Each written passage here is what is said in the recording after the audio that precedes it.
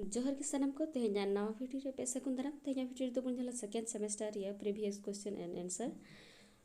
introduction to Santali literature खन थिन दो क्वेश्चन आंसर बुन जल गुटे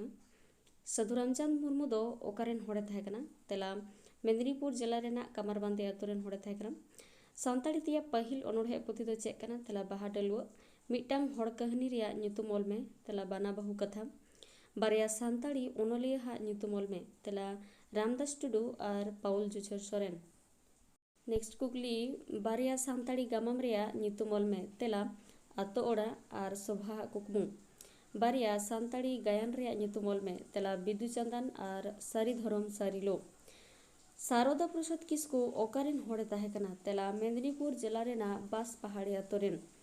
ऑल दहो अनोढ़े पुथी ओकोय ओल अकादे तेला साधु रामचंद मुर्मू ऑल 1972 साल रे ओल अकादे कुदुम पुथी ओकोय ओल अकादे तेला धीरेन्द्रनाथ बास्के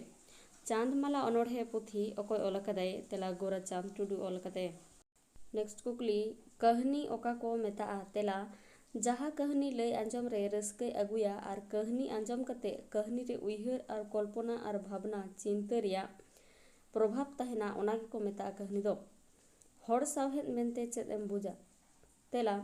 पहिल हापड़ाम को जहाय दो ओलो पढ़ाव बांग को बड़ाय कान तहे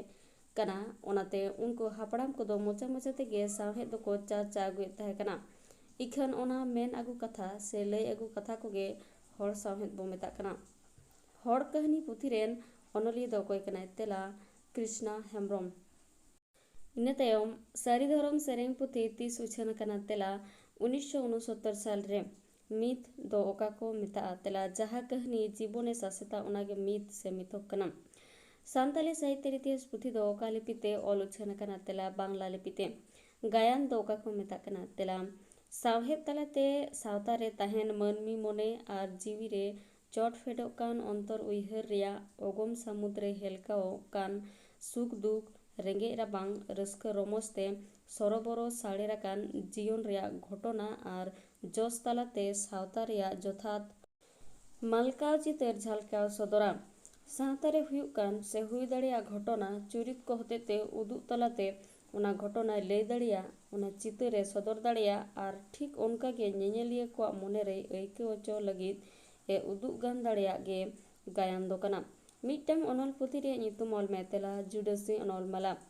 सान्ताड़ी सावहेद रेया सामानम जुग दो 30 को मेता तेला 1925 खन 1936 साल गाथा दो ओका को मेता तेला इंग्लिश ते जहा बाल्लाट को मेतागा दिकु ते दो ओना गाथा कविता और आबो ते दो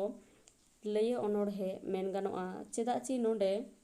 दो अपनार सावतेया उइहर दो बांग घटन जोस कते लय को ते लयो